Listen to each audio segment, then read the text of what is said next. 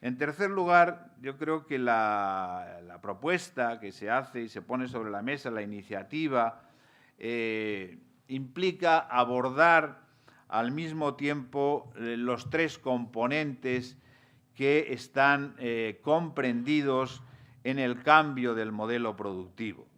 Y ahí me voy luego me extenderé un poquito más, ¿no? Y en cuarto lugar, yo creo que el plantear en el debate político y social el cambio del modelo productivo está, yo creo que abocado ¿cómo diría yo?, a desarrollar un debate ideológico. No se puede abordar, a mi modo de ver, el cambio del modelo productivo con los componentes que tiene dentro sin un profundo debate ideológico en la propia izquierda y probablemente de diferenciación entre la izquierda y la derecha, por dos razones fundamentales.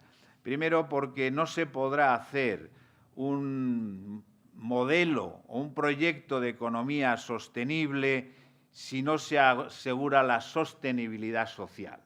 Es decir, a una persona que se está muriendo de hambre o que no tiene para comer o que es pobre en los países ricos o en los países pobres, o a una persona que está en el paro, lo primero que hay que solucionarle son esas cuestiones absolutamente inmediatas, absolutamente de supervivencia. Nadie va a querer, pues no sé, en un país subdesarrollado, proteger el medio ambiente, la biodiversidad, el clima, qué es lo que pasa con el agua si no se le asegura al mismo tiempo, si al mismo tiempo no ve que se están poniendo medidas para solucionar sus problemas de desigualdad, de pobreza, de exclusión más inmediatos. Por lo tanto, eso tiene un componente ideológico mayor. Y, en segundo lugar, porque desde el punto de vista de lo que se llama la ecología, pues no hay una ecología neutra. Es decir, sigue habiendo también una manera de abordar los problemas medioambientales desde una óptica de la izquierda o desde una óptica de la derecha. Y la derecha, pues lo que quiere es, diríamos, dar un baño verde a la economía, esperar a que la tecnología vaya solucionando los desgastes y los problemas que ha ido creando este sistema productivo sin modificar la manera de producir, la manera de consumir o la manera de distribuir, incluida la riqueza. Bien, dicho esto, yo quisiera decir que efectivamente el cambio del modelo productivo es necesario abordarlo desde tres ángulos y además al mismo tiempo.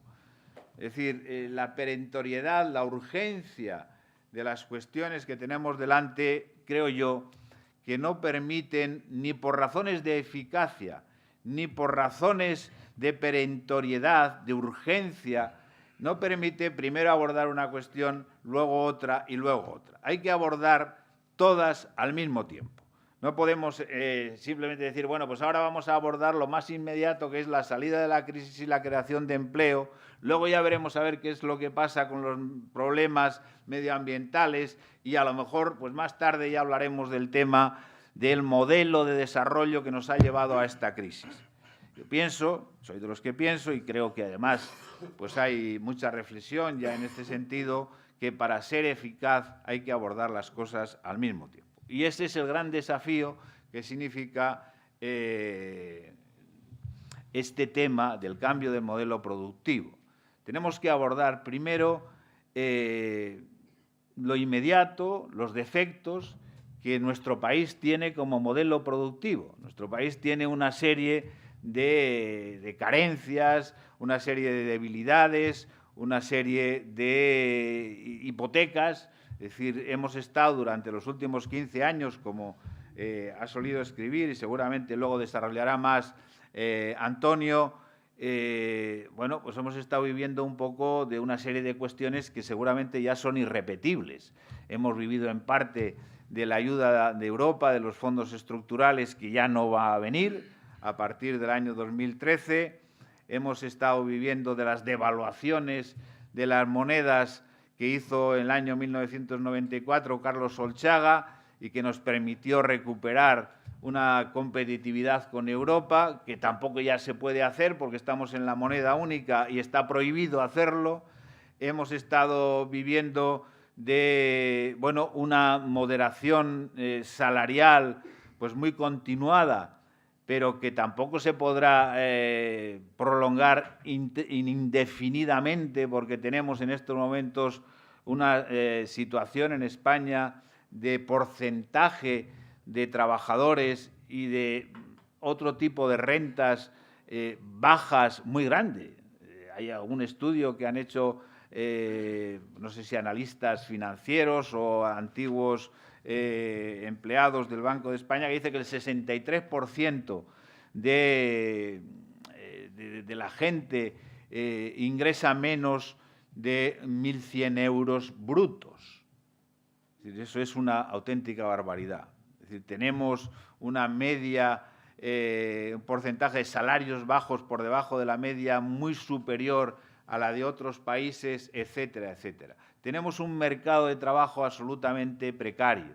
Tenemos poca capitalización pública y privada. Tenemos mucho fracaso escolar, mucha gente que no tiene realizados los estudios primarios, tenemos poco espíritu emprendedor, tenemos una serie de carencias, de defectos, podríamos decir. También tenemos una serie de oportunidades, pero estamos muy condicionados por sectores de bajo valor añadido, como puede ser el ladrillo, la construcción, como puede ser un determinado sector turístico que no ha hecho la reforma y que sigue siendo un turismo de sol y playa.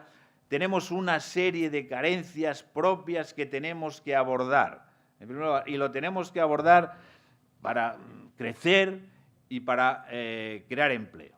Y luego iré diciendo un poco en ese sentido. Por lo tanto, ese es un componente del cambio del modelo productivo. ¿Qué podemos hacer ahí para hacer más inversión en I+D, más inversión en capital humano, para tener sectores de más alto valor añadido, para tener un mercado de trabajo más igualitario y, por lo tanto, más productivo, más estable, más formado, más preparado, más consensuado, etcétera, etcétera? Bueno, esta es una parte del cambio del modelo productivo. Otra parte del cambio del modelo productivo tiene que ver, a mi modo de ver, con la salida de la crisis, la salida del modelo de la crisis. Porque al final la crisis, por interés, y sobre todo un determinado tipo de autores y de gente que escribe en los periódicos y en las revistas, etcétera, pues ha pretendido decir que la crisis es fundamentalmente una crisis financiera, que en un momento determinado pues no había suficiente regulación y se ha desmadrado el sistema financiero de tal manera que ha habido pues, una serie de créditos que no tenían solvencia suficiente, que ha habido un apalancamiento y que eso se ha desbordado, que eso al final ha puesto en crisis a los bancos, a los sistemas financieros, que tienen muchos activos que están podridos, etcétera, etcétera. Bueno, eso es la punta del iceberg, según el movimiento sindical, al menos el análisis del movimiento sindical. La crisis tiene raíces y razones más profundas, según lo que piensa el movimiento sindical y otros muchos, evidentemente, incluidos premios Nobel de Economía. La crisis fundamentalmente se fundamenta en la desigualdad. Se fundamenta en lo que ha venido pasando desde los años 60 y 70, fundamentalmente vinculado con el mercado de trabajo.